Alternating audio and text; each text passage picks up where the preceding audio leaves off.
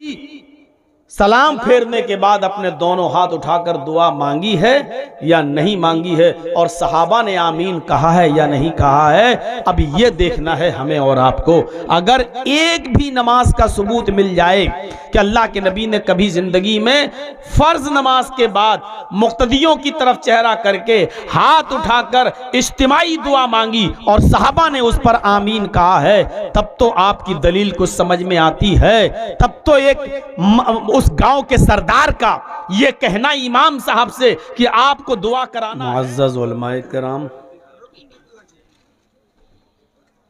मोहतरम सामीन हजरात, मोहतरम सामियात,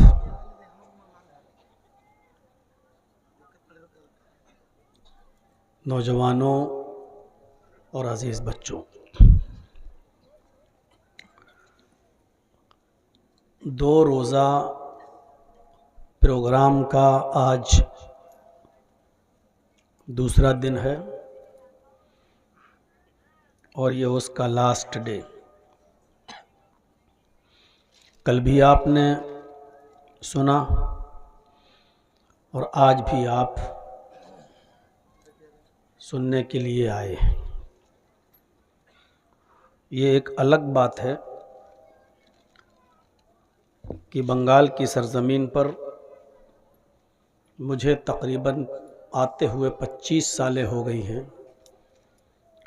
लखीपुर हो, मौज़मपुर हो, चांदपुर हो, बलिया डांगा हो, सीलमपुर हो, महलदार पाड़ा हो,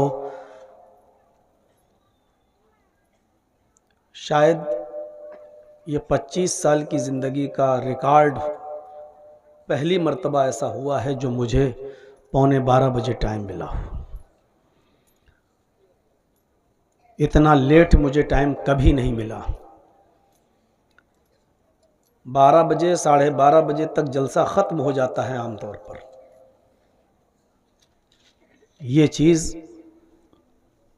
ना मेरे लिए बेहतर है और ना आपके लिए अच्छी है। कोशिश कीजिए कि आइंदा इस तरीक़े की ताख़ीर नहीं हो।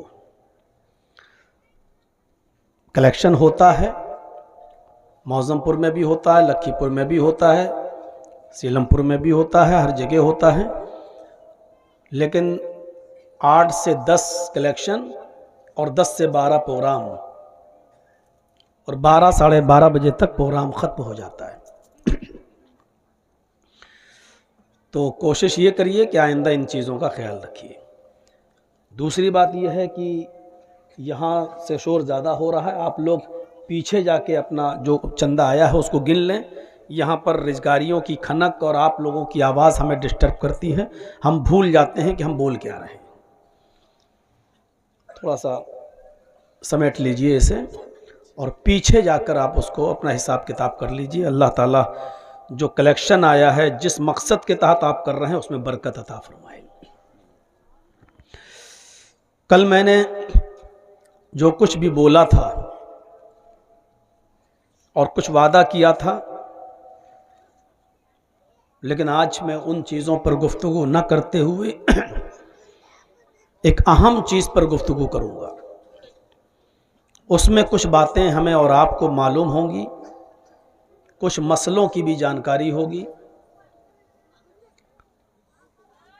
और कोशिश करूँगा आपको ये बताने की कि सही मनहज और सही इस्लाम क्या है।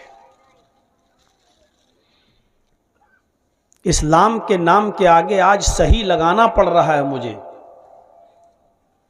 क्योंकि इस्लाम की जो सही शक्ल दी थी मुहम्मदुर रसूलुल्लाह सल्लल्लाहु अलैहि वसल्लम ने हमें और आपको, आज उसमें इतना बिगाड़ पैदा हो चुका है कि हर शख्स जो भी अमल कर रहा है वो ये समझता है कि मैं ही सही कर रहा हूं और मैं ही ठीक हूं। तो आज मैं कोशिश करूंगा ये बताने की कि सही इस्लाम क्या है।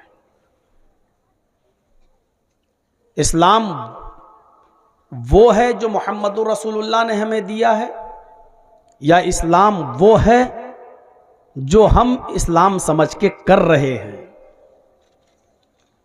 और ये आपकी जिम्मेदारी है कि आप समझने की कोशिश करें असली क्या है और नकली क्या है।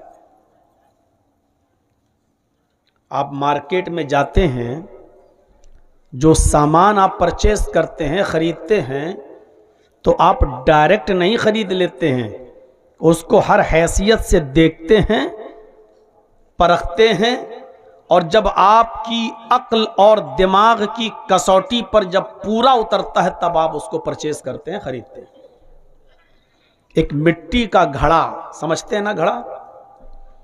एक मिट्टी का घड़ा भी अगर आप खरीदने के लिए जाते हैं तो उसको भी आप ठोंक कर बजाकर खरीदते हैं। कहीं ऐसा ना हो कि घर ले जाने के बाद इसमें पानी भरूं तो पानी टपके नहीं, कहीं सुराख तो नहीं है, कहीं से चटका तो नहीं है, कहीं पानी तो नहीं बहने लगेगा।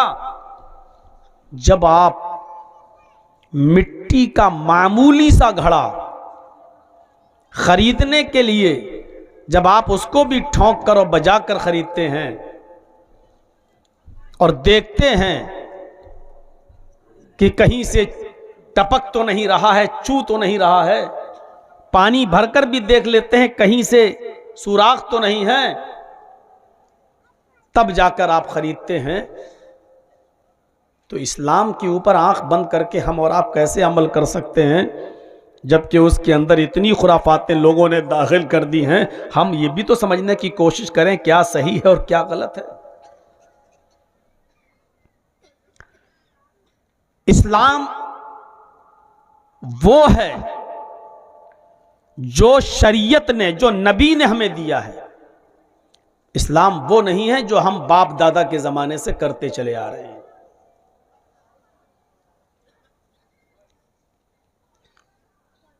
ये जहन में रख लीजिएगा, और इसी बात को जब आप जहन में रख लेंगे, दिमाग में बिठा लेंगे, तब आपको मेरी पूरी तकरीर समझ में आ जाएगी।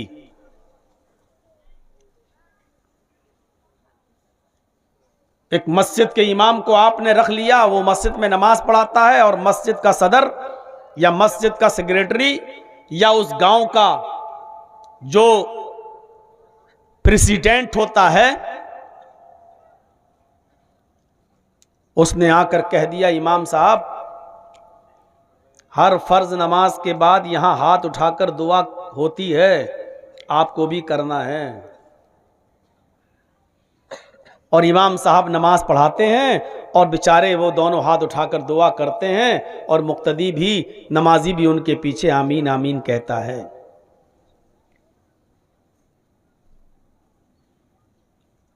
अब इस्लाम क्या है? बज़ाहिर अच्छी चीज है, दुआ मांगने का कौन इनकार कर सकता है?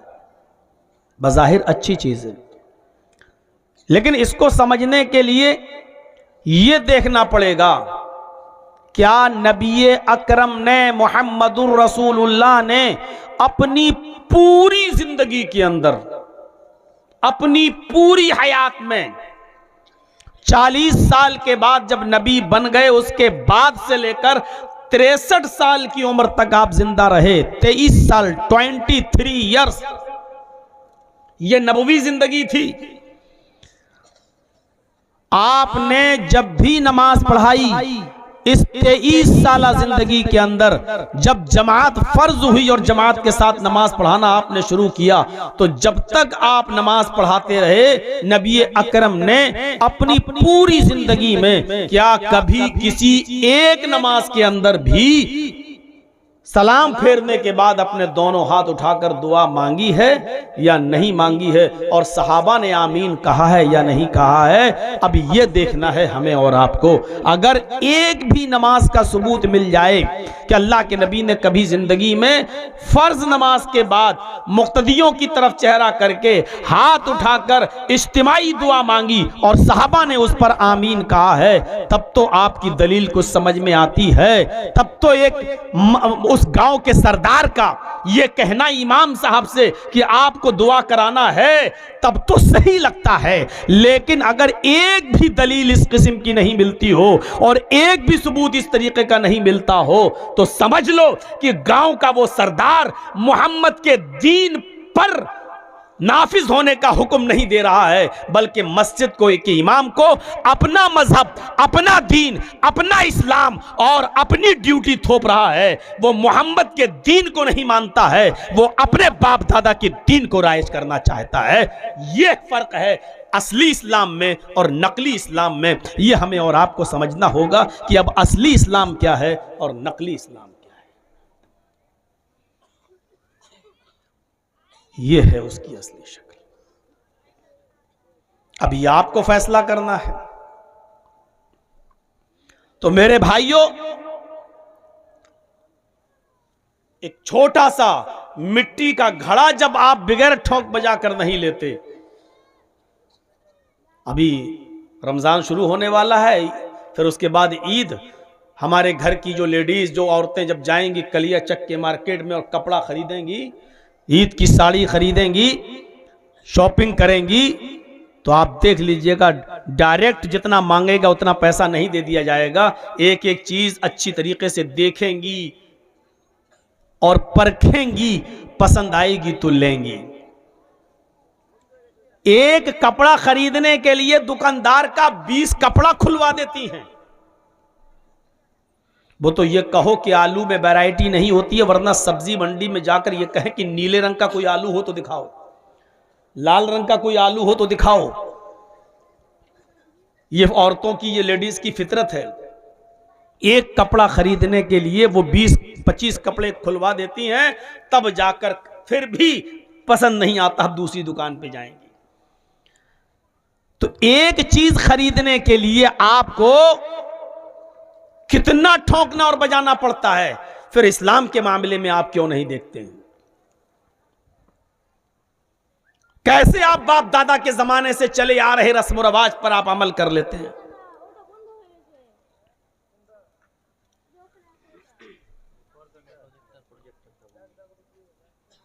क्या प्रोजेक्टर कहां है? प्रोजेक्टर वाले वो बंद हो गया भाई, ठीक कर रहे हैं।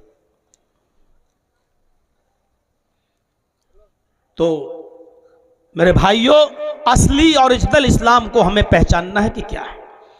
और असली इस्लाम की एक मिसाल मैं आपको देता हूं। कुरान की आयत मैंने पढ़ी है, उसी को मैं पढ़ रहा हूं, सुनिए।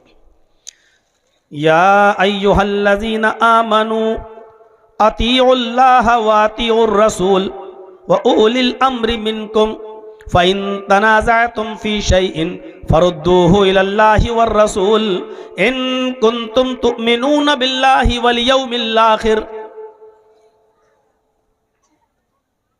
मुसलमानों, अल्लाह ने क्या कहा? मुसलमानों, तुम इताअत करो अल्लाह की। इताअत मतलब कहा मानो, हुक्म को फॉलो करो। इताअत करो अल्लाह की और इताअत करो रसूल की, यानी अल्लाह की इताअत हर हाल में और रसूल की इताअत हर हाल में। व उलिल अम्रि मिनकुम, और जो तुम्हारा अमीर हो, हाकिम वक्त हो, तुम उसकी भी इताअत करो, उसकी भी बात मानो। 3 लोगों की बात मानने का हुक्म दिया अल्लाह ने, अल्लाह की, रसूल की और जो तुम्हारा हाकिम हो, अमीर हो, उसकी इताअत। लेकिन ओरिजिनल इस्लाम की पहचान आगे क्या बताई है? फ़इन तनाज़अतुम फ़ी शैइन फरुद्दूहु इलल्लाहि वर रसूल। अगर तनाज़ा हो जाए, इख्तिलाफ हो जाए, किसी बात को लेकर दीन के मसले में झगड़ा हो जाए, अगर किसी भी मामले में, दीन के मामले में झगड़ा हो जाए, आमीन जोर से बोलना चाहिए कि आहिस्ता? झगड़ा हो गया, आप कह रहे हैं आहिस्ता, मैं कह रहा हूं जोर से। तरावी 20 रकात पढ़नी चाहिए या 8 रकात? झगड़ा हो गया, आप कह रहे हैं 20, मैं कह रहा हूं 8।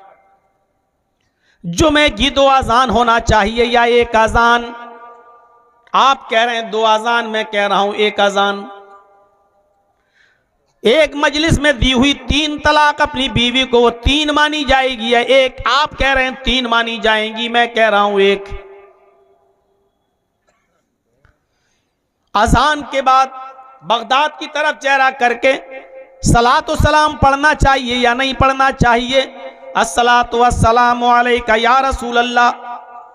आप कह रहे हैं पढ़ना चाहिए, मैं कह रहा हूं नहीं पढ़ना चाहिए। दीन के किसी भी मामले में इख्तिलाफ हो जाए और उसमें 2 राय आ जाएं, एक कहे होना चाहिए और एक कहे नहीं होना चाहिए। मैयत को, मुर्दे को कब्र में दफन करने के बाद कब्र के पास खड़े होकर आजान देना चाहिए कि नहीं देना चाहिए? मैं कह रहा हूं नहीं देना चाहिए, आप कह रहे हैं देना चाहिए। इख्तिलाफ हो गया तो अब इस झगड़े को कहां ले जाओ? बात 3 की मानने के लिए कहा, अल्लाह की, रसूल की और हाकिम वक्त अमीर की, लेकिन जब इख्तिलाफ हो जाए, झगड़ा हो जाए तो वहां अमीर की बात को खत्म कर दिया, हटा दिया हाकिम की बात। क्या कहा? फरुद्दूहु इलल्लाहि वर रसूल। अगर झगड़े को खत्म करना तो उसको सिर्फ अल्लाह और उसके रसूल की तरफ ले जाओ, कुरान और हदीस की तरफ ले जाओ। अब मामला अमीर के बस का नहीं है, अब मामला हाकिम वक्त का नहीं है। अगर इख्तिलाफ खत्म करना है तो ये देखो कुरान क्या कहता है और हदीस क्या कहती है, अल्लाह क्या कहता है और रसूल क्या कहते हैं। इस झगड़े को, इस इख्तिलाफ को अल्लाह और उसके रसूल की तरफ ले जाओ।